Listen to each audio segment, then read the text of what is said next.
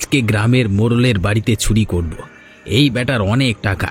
হরিপদবাবু মরে গেলে এত বড় সম্পত্তি খাবে কে? সময় নষ্ট না করে ঢুকে পড়ি। আরে এই তো পেয়েছি, এই লম্বা লোহার পাইপটা। হ্যাঁ, এইখানটা গিয়ে ঠেকেছে। তাহলে এই পাইপ দিয়ে এই ভেন্টিলেটর দিয়ে গিয়ে চুরিটা করি।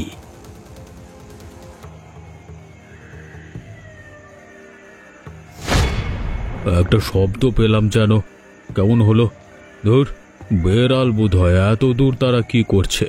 না না, ঘুমিয়ে পড়ি। এই রে, হরিপদবাবু জেগে উঠল যে। না না, একটু রয়ে শোয়ে কাজ করতে হবে। ও বাবারে, বাবারে। যাক, হরিপদবাবু আবার ঘুমিয়ে পড়েছে। এবার আমার কাজটা শুরু করি। আরে ওই তো আলমারি, নিশ্চয়ই অনেক মাল করিয়া আছে।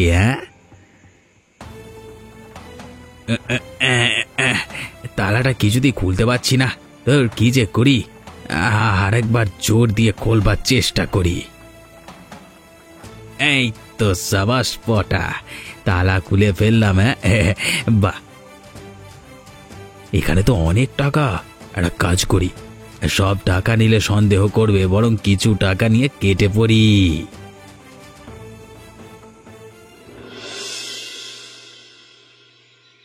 ওগো, কিছু খেতে দাও। কি খেতে দেই বলো তো? বাড়িতে খাবার জিনিস সব ফুরিয়ে গেছে।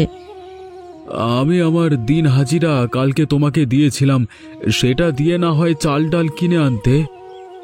আমি গিয়েছিলাম, কিন্তু দোকানদার বলল আগের টাকা অনেক বাকি হয়ে গেছে, তাই সব টাকা শোধ না করতে পারলে কোনো জিনিস দেবে না।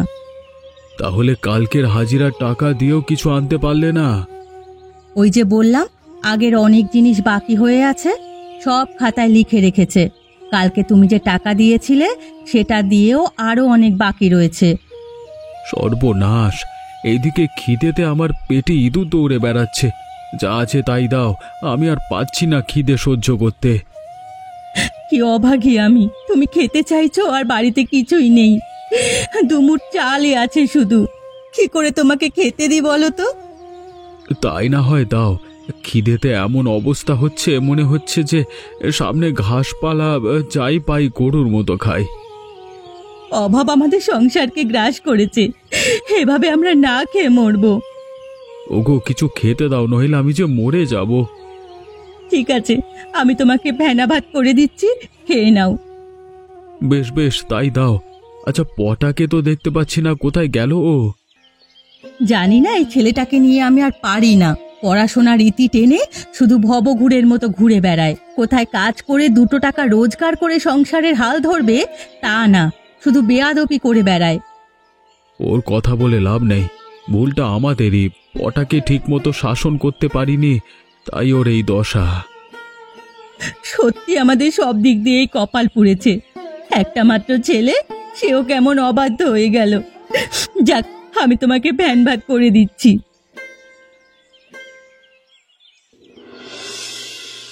সর্বনাশ! আমার আলমারিটা খোলা কেন? তালাটাও ভাঙা দেখছি। তাহলে কি রাতে চোর ঢুকেছিল নাকি? একবার আলমারিটা ভালো করে দেখি তো।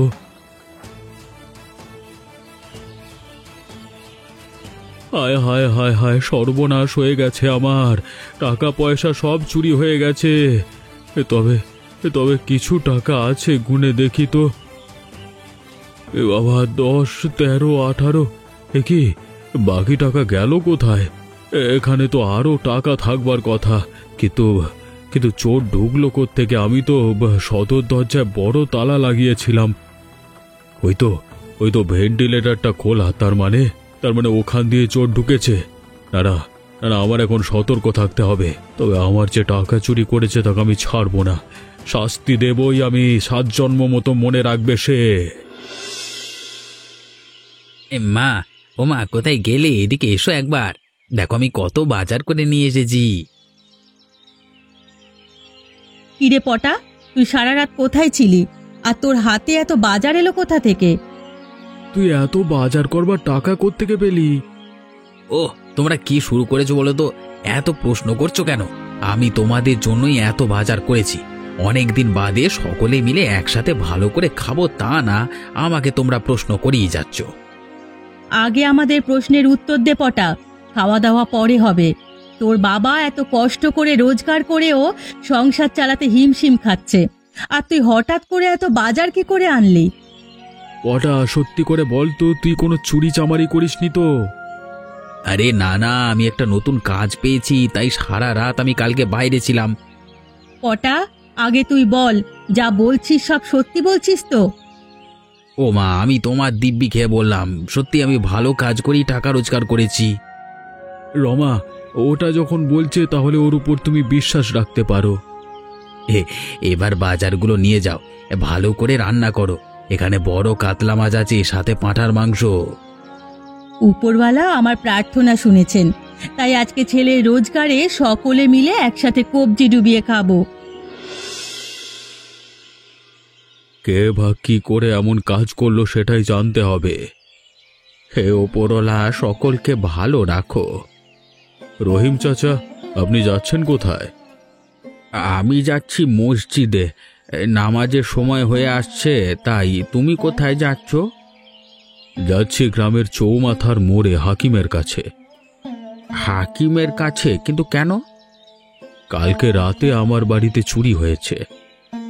সর্বনাশ, চুরি হয়েছে? তা কি চুরি হয়েছে? টাকা। চোর ঘরের ভেতরে ঢুকে টাকা চুরি করে পালিয়েছে, আবার কিছু টাকা রেখেও দিয়েছে। আশ্চর্য তো, তোমার কারোর উপর সন্দেহ হচ্ছে কি? না না, সেরকম কাউকে সন্দেহ হচ্ছে না, তাই ভাবছি হাকিমের কাছে গিয়ে পরামর্শ করব।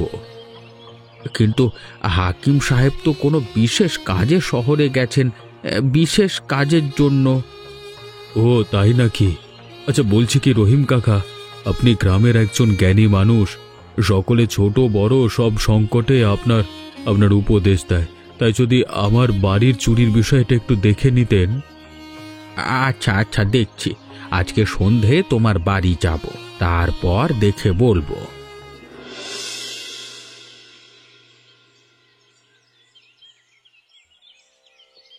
পটা, ওইভাবে হাত গুটিয়ে বসে আছিস, একটু আমাকে সাহায্য করতে পারিস তো?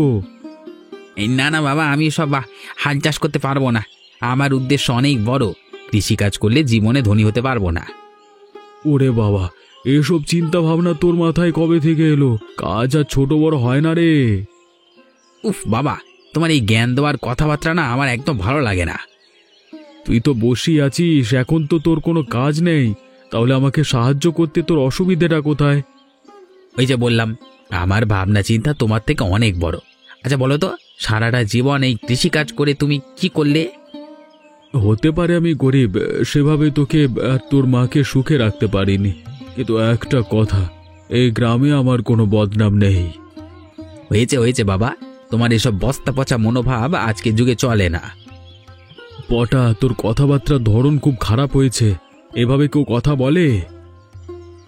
বাবা, সকাল সকাল আমার মাথাটা কেউ না তো, আমাকে আমার মনে থাকতে দাও। তোর কথাবার্তা শুনে আমার ঠিক ভালো লাগছে না। কদিন ধরে দেখছি তোর মতিগতি চালচলন কেমন যেন অন্যরকম হয়ে যাচ্ছে। সত্যি করে বল তো, তুই কোনো খারাপ কাজে যুক্ত হসনি তো? বাবা, তোমার মাথাটা বোধহয় গেছে জানো, তুমি নিজেও কিছু করতে পারোনি আর আমাকেও কিছু করতে দেবে না। দেখ,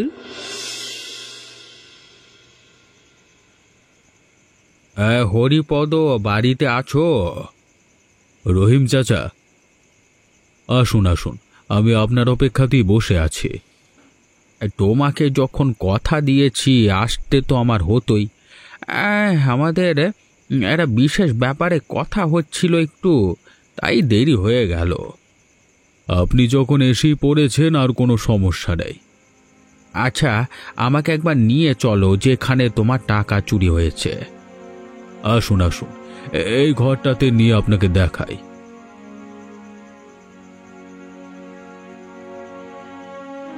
এই আলমারি থেকেই আমার কালকে রাতে টাকা চুরি হয়। বুঝতে পেরেছি, আমি একটু দেখে নিই চারিদিকটা। হ্যাঁ,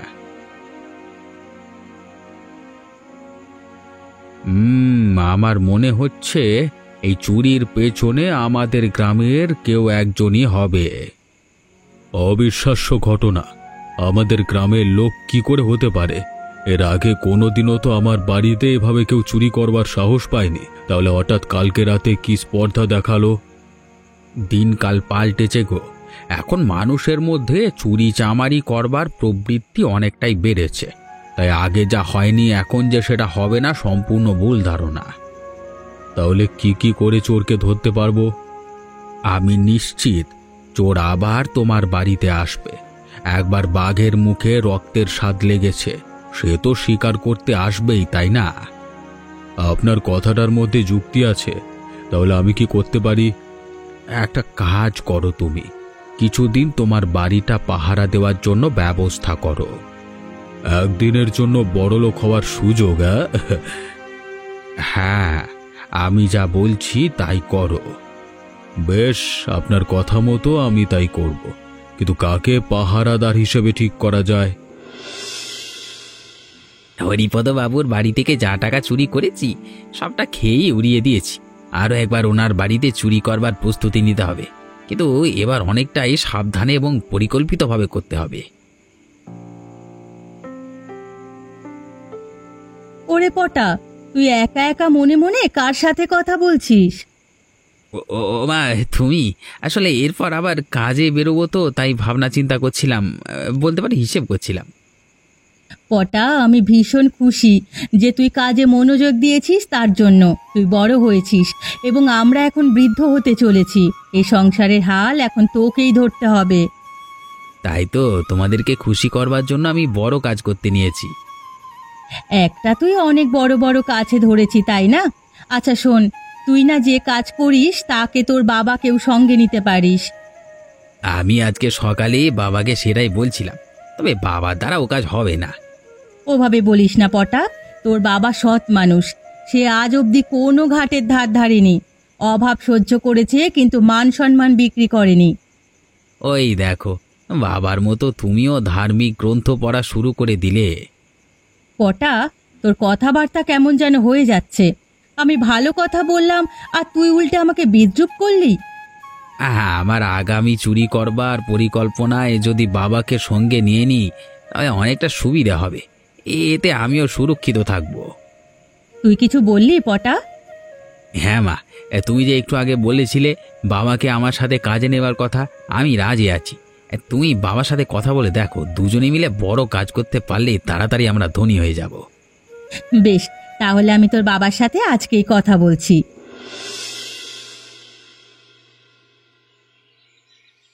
নমস্কার হরিপদবাবু, কেমন আছেন? ও কেষ্ট, আমি বিশেষ ভালো নেই। তুমি কেমন আছো বলো? কি আর বলি হরিপদবাবু, আপনি তো সবই জানেন। অভাবের সংসারে খুব কষ্টে জীবনযাপন করছি। কেন, তুমি কাজকর্ম কিছু করছো না? হাতে তেমন কাজকর্ম কিছুই নেই। টুকটাক যা কাজ করবার সুযোগ পাই তাই দিয়ে কোনো রকম চলছি। আচ্ছা, তোমার ছেলে পটা বেশ তো বড় হয়েছে, তাই না? হ্যাঁ হরিপদবাবু। তাহলে তোমার চিন্তা কিসের? তোমার ছেলে বড় হয়েছে, উপযুক্ত হয়েছে, সে এখন রোজগার করবে। হরিপদবাবু, পটা ইতিমধ্যে কিছু একটা কাজ শুরু করেছে, বেশ বড় কাজ। তবে কি কাজ সেটা আমরা এখনো জানতে পারিনি। সে কাজে নাকি অনেক টাকা। আমি ছেলের রোজগারে ধার ধারি না। আমি যতদিন জীবিত থাকব নিজের রোজগারে আমার এবং আমার স্ত্রীর পেট চালাবো। বাহ, তোমার চিন্তা ভাবনা দেখে আমি খুশি হলাম। হরিপদবাবু, এবার আপনি বলুন, আপনি কেমন আছেন? আমার মন মেজাজ ভালো নেই।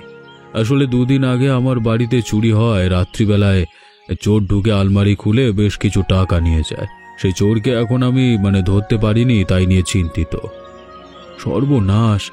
আপনার বাড়িতে কার এত স্পর্ধা হলো চুরি করবার? সে তো আমিও বুঝে উঠতে পারছি না। আচ্ছা, কথা আমাকে একজন পাহারাদার জোগাড় করে দিতে পারবে?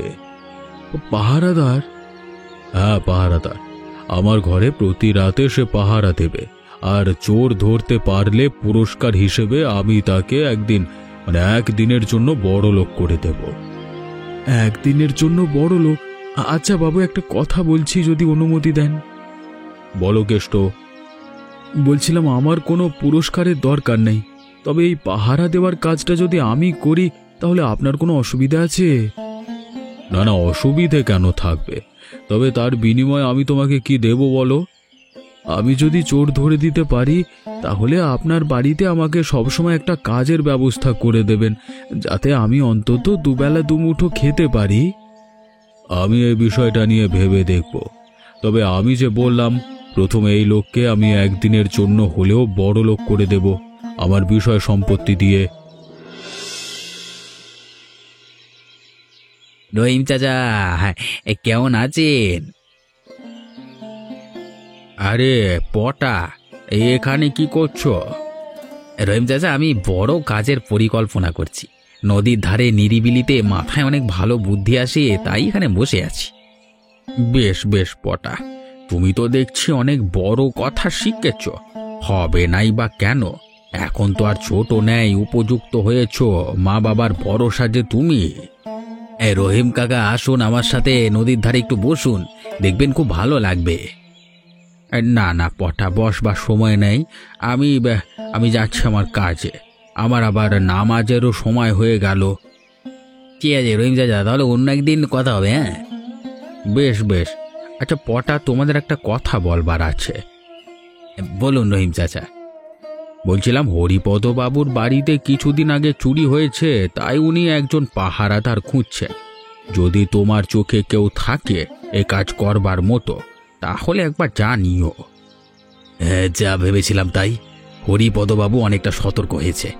বাবাকে সঙ্গে নিয়ে পরের পদক্ষেপ নেওয়াটা বুদ্ধিমানের কাজ হবে। কি পটা, মনে মনে কি ভাবছ? না না, ওই আর কি বলছিলাম যে হরিপদবাবু এই কাজের জন্য কি বকশিশ দেবেন? যদি সেই পাহারাদার চোরকে ধরতে পারে, তাহলে তাকে একদিনের জন্য বড় লোক হওয়ার সুযোগ দেবেন। ও তাই নাকি? তাহলে তো পাহারাদার খুঁজতেই হয়। ঠিক আছে, আমি দেখছি।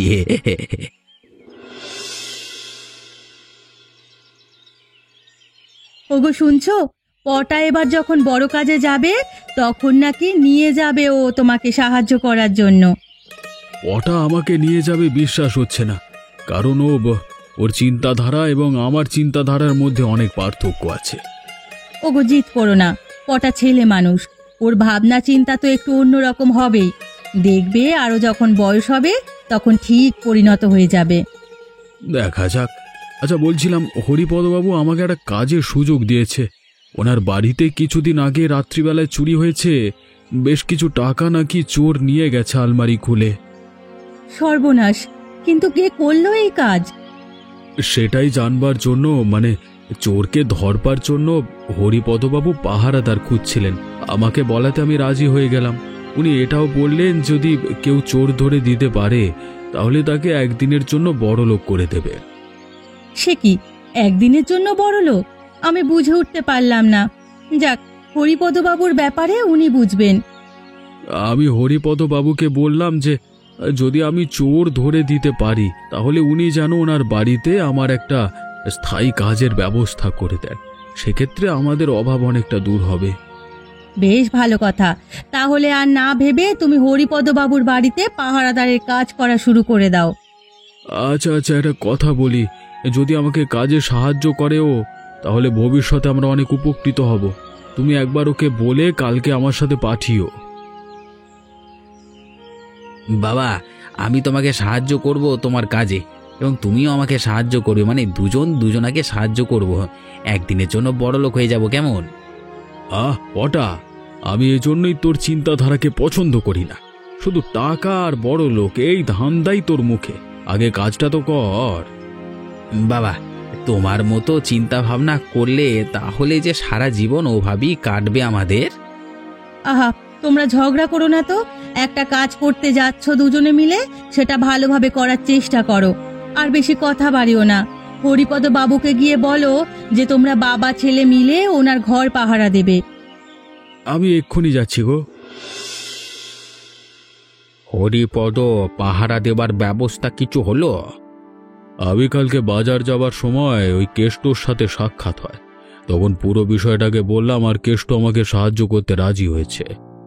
কেষ্টর ছেলে পটার সাথে আমারও আজকে সাক্ষাৎ হয়। আমিও তাকে বলি পাহারাদারের বিষয়টা। আজকে বিকেলবেলায় কেষ্ট এসে আমাকে বলে গেল যে বাবা ছেলে মিলে মানে দুজনেই নাকি আমাদের বাড়ি পাহারা দেবে। বাহ, এ তো ভালো কথা। তাহলে আমার মনে হচ্ছে চোর খুব শীঘ্রই ধরা পড়বে। বলছিলাম আজকে রাতে আপনাকে আমি আমার বাড়িতে থাকবার অনুরোধ করছি, দয়া করে আমার অনুরোধ রাখুন। ঠিক আছে, এত করে যখন বলছো তাহলে তোমার অনুরোধ কি করে ফেলতে পারি বলো। ওটা হরিপদবাবু শুয়ে পড়েছে, এবার আমাদের কাজ শুরু করি। আজকে প্রথম দিন, তাই তৎপর হয়ে পাহারা দেওয়া শুরু করি। আর শোন, ঘুমিয়ে পড়িস না। বাবা তুমি চিন্তা করো না, আমি ঘুমাবো না, একদম সজাগ থাকবো। বেশ, তাহলে আমরা ঘরের বাইরে নিজেদের সুবিধা মতো দাঁড়িয়ে পড়ি। বাবাকে নিচে পাঠিয়ে দিই, আমি এখানেই থাকি। তাহলে পাহারা দেবার বাহানা করে হরিপদবাবুর মাল সরাতে পারবো। কি ভাবছিস কি রে? বাবা তুমি নিচে মানে বাড়ির সদর দরজায় থাকো, আমি উপর তলায় হরিপদবাবুর ঘরের কাছে থাকি। কারণ যদি চোর ঢুকে প্রথমে নিচের তলায় এসে তারপর মানে ওপরে উঠবে, তাই না? আর তুমি নিচে থাকলে চোরকে তুমি সহজেই ধরতে পারবে। বাহ, তুই তো বেশ বুদ্ধিমানের মতো কথা বলেছিস। তাহলে আমি চলে যাচ্ছি। হ্যাঁ, এবার জমবে মজা, পাহারাও হবে, চুরিও হবে।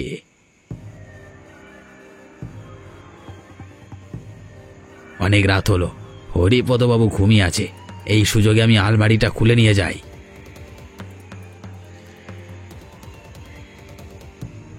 এই তো অনেক টাকা, আজকাল কিচ্ছু রাখবো না, সব ঝেড়ে দেবো। পটা সব ঠিক আছে তো? কে রে? হরিপদবাবু জেগে পড়েছে? এই টাকাগুলো কোথায় রাখি? একটা কাজ করি, বাবা নিচে আছে, ওপর থেকে বাবাকে মানে দিয়ে দিই। যাই একটু জানলার দিকে যাই, তারপর ছুঁড়ে ফেলে দিই। এটা কি পড়লো ওপর থেকে? আরে এ তো টাকা, নিশ্চয়ই পটা চুরি করেছে, তাই পালাতে না পেরে টাকার থলি বাইরে ফেলে দিয়েছে। সকালে হরিপদবাবু ঘুম থেকে উঠবার পর ওনাকে টাকাগুলো দিয়ে দেব। একে আলমারি খোলা, টাকাগুলো কোথায় গেল? পটা তুমি কি করছিলে? হরিপদবাবু, আমি আপনার সারা বাড়ি টহলদারি করছিলাম। বোধহয় আমি যখন ওদিকটা গিয়েছিলাম তার সুযোগে এইদিকে চোর কাম তামাম করে সটকে পড়েছে। তবে চোর ধরা পড়বেই, কারণ নিচে বাবা আছে, একবার গিয়ে দেখি। কেষ্ট, তুমি নিচে ঘুমিয়েছিলে নাকি? চোর আবারও চুরি করেছে আমার সব টাকা। ও তাই নাকি? তাহলে চিন্তা করবেন না, টাকা আমার কাছেই আছে। পটা নিশ্চয়ই ওপরে চোর ধরেছে। না বাবা, আমি কি করে চোর ধরবো? মানে আমি তো চোর ধরিনি। কিন্তু এই টাকার থলি কে উপর থেকে ফেললো আমার কাছে? কেষ্ট, আমি বুঝে গেছি, কাউকে কিছু বলতে হবে না। তুমি চুরি করে এখন নাটক করছো, তাই তো? বাবা, শেষ পর্যন্ত তুমি চুরি করলে হরিপদবাবুর টাকা। আমাকে জ্ঞানের কথা বলো সব সময়, আর আজকে তুমি চি চি চি চি চি। না, ওসব মিথ্যে কথা বলছে, আমাকে ভুল বুঝছো তোমরা। কেষ্ট, আমি তোকে বিশ্বাস করে অনেক ভুল করেছি রে। কেষ্ট চুরি করেনি, করেছে পটা, আর এখন নিজের বাবাকেই ফাঁসাচ্ছে। আমি ভোর রাতে নামাজ পড়বার জন্য উঠি, তখন আমি হরিপদ বাবুর ঘরে শব্দ পাই। আমি লুকিয়ে দেখি পটা আলমারি খুলে টাকা চুরি করছে। তারপর পুরো বিষয়টা আমি নিজের চোখে দেখি। পটা, তার মানে তুমি আসল চোর। এবার আর তোমার রক্ষে নেই, বাকি জীবন তোমার কারাগারে কাটাবার ব্যবস্থা করছি। কি কপাল আমার, শেষমেশ নিজের ছেলে আমাকে চোর সাব্যস্ত করে ফাঁসাতে চাইলো। শান্ত হও, ও পড়ালা আছে, ওনার বিচার কখনো ভুল হয় না। হরিপদ, তুমি কেষ্টর সততার জন্য ওকে বকশিশ দেবার ব্যবস্থা করো। হ্যাঁ, আমি কালকের দিনের জন্য আমার সমস্ত বিষয় সম্পত্তির মালিকানা দিলাম ওকে। হরিপদবাবু, আমি আগেই বলেছিলাম আমি আপনার ওসব কিছু চাই না, আমার কিচ্ছু দরকার নেই। বেশ একটা স্থায়ী কাজের দরকার। বেশ, তাহলে তাই দিলাম। এমনই মজার গল্প দেখতে আমাদের চ্যানেলটিকে সাবস্ক্রাইব করতে ভুলবেন না।